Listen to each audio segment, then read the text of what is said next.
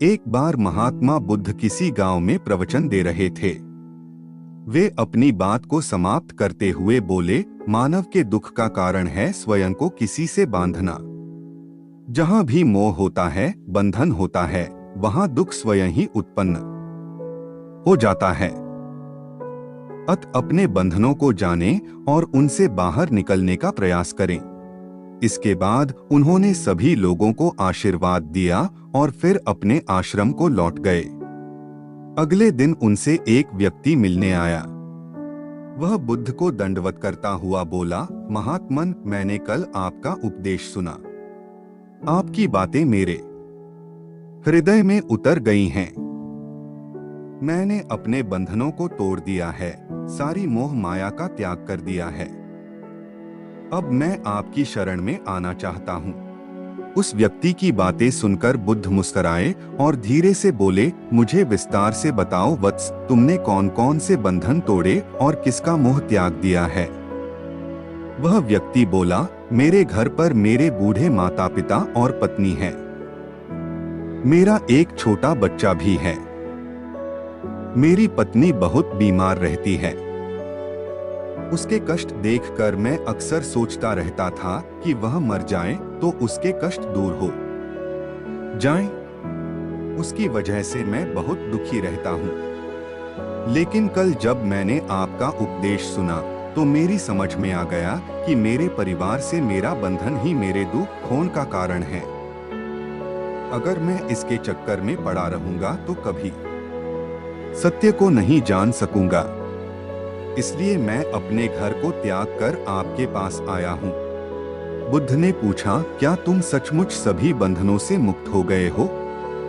देख लो, कहीं कोई बंधन तुम्हारे पीछे रह तो नहीं गया।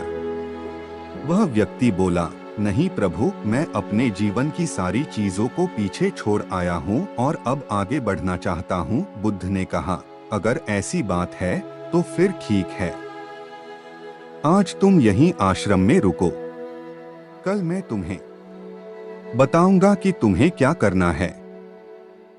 बुद्ध ने अपने एक शिष्य की ओर इशारा किया। शिष्य ने उसे आश्रम के अतिथि कक्ष में पहुंचा दिया। वह व्यक्ति उत्सुकतापूर्वक आश्रम की गतिविधियां देखता रहा। उन्हें देखकर वह बहुत प्रसन्न हुआ और अपने सौभाग्य पर इतराता रहा।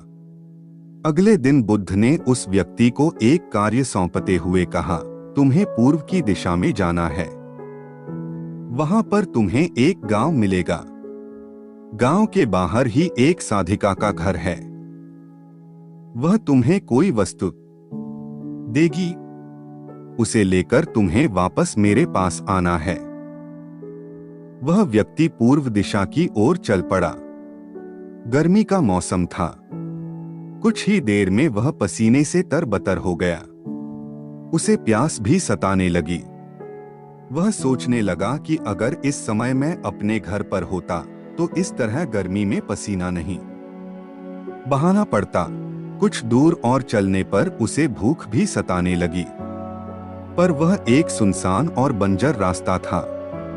आसपास न तो कोई पेड़ था और न ही पोखर तालाब।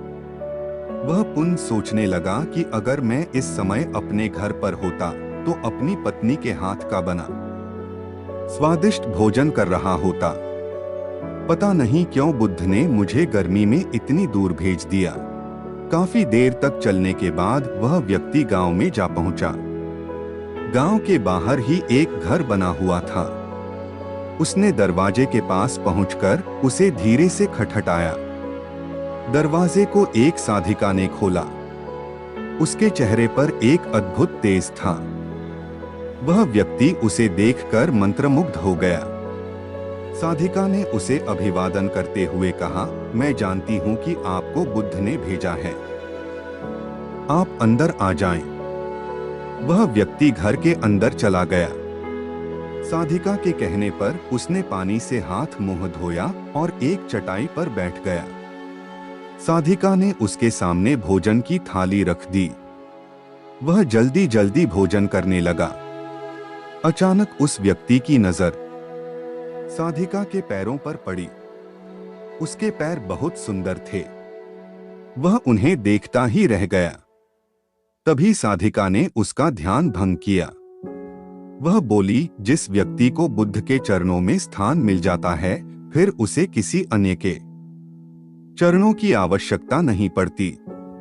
साधिका की बात सुनकर वह व्यक्ति लज्जित हो गया और नजरें नीची करके चुपचाप भोजन करने लगा। भोजन करने के बाद साधिका ने कहा, आप बहुत दूर से आए हैं, थक गए होंगे। यहीं चटाई पर लेट जाएं, मैं पंखा कर दूंगी। वह व्यक्ति बहुत थका हुआ था।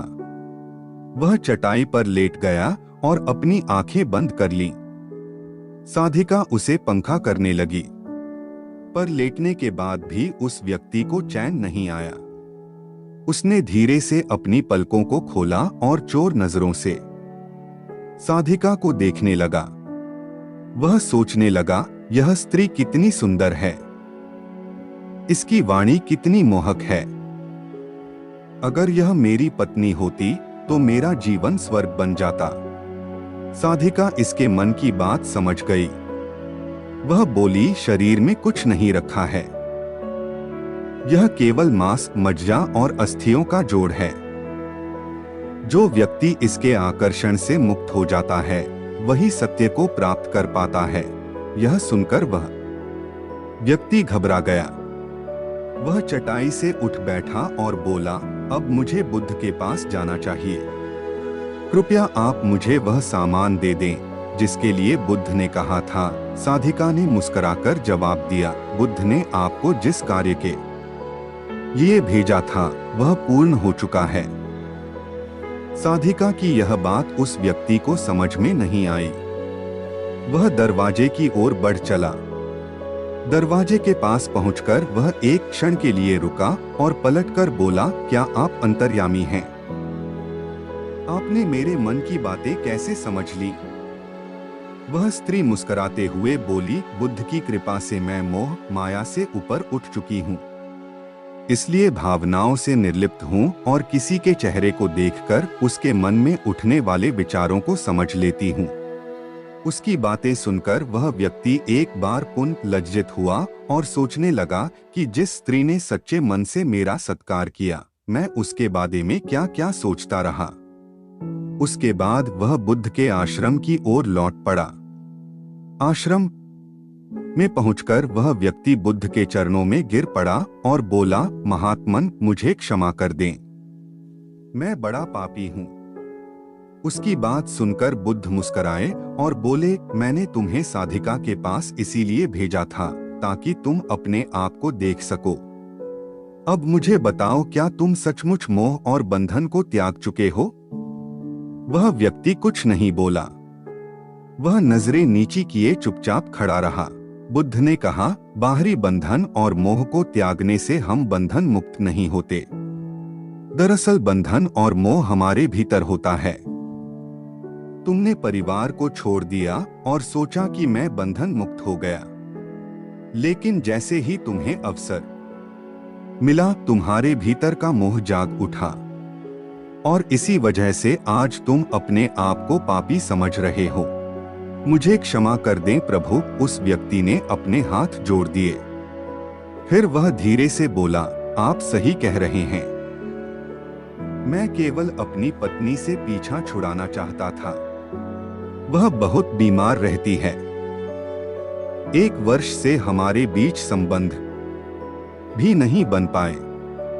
मैं कुछ ज्यादा कमाता भी नहीं हूँ, इसलिए मैं अपने परिवार के दायित्वों का निर्वहन भी ठीक ढंग से नहीं कर पा रहा हूँ। शायद इसीलिए मैं अपने परिवार से पीछा छुड़ाना चाहता था, पर अब मैं समझ गया हूँ मेरा परिवार ही मेरा सत्य है और उसके दायित्वों का निर्वहन ही असली कर्म है। बुद्ध बोले, मैं जो कुछ भी कहता हूँ वह अपने अनुभव के आधार पर कहता हूँ। लोग मेरी बातों को सुनते तो हैं, पर वे अपने स्वार्थ के अनुसार ही उसका अर्थ ग्रहण करते हैं। इसीलिए मोह, माया, कामना, इच्छा, वासना, क्रोध को लोग बाहर की ओर खोजते हैं, जबकि यह हमारे भीतर ही हैं। हम दूसरों को देखकर तरह तरह की कामना करने लगते हैं। कामना से इच्छा जन्म लेती है, इच्छा से वासना पैदा होती है और वासना की पूर्ति न होने पर क्रोध उत्पन्न होता है। यह सब एक दूसरे से जुड़े हुए हैं। क्रोध के लिए हम सदैव दूसरे को जिम्मेदार ठहराते हैं, जबकि क्रोध का स्रोत हमारे भीतर है। तुम चाहोगे तो क्रोध आएगा, तुम चाहोगे तो क्रोध नहीं आएगा। इसी तरह बंधन बाहर नहीं होते, हमारे मन में होते हैं। हम मन से ही किसी से बंध जाते हैं और मन के कारण ही हम दुख पाते हैं। लेकिन जो व्यक्ति इन बातों की गहराई तक पहुंच जाता है, वह दुख खोन से हमेशा हमेशा के लिए मुक्त हो जाता है।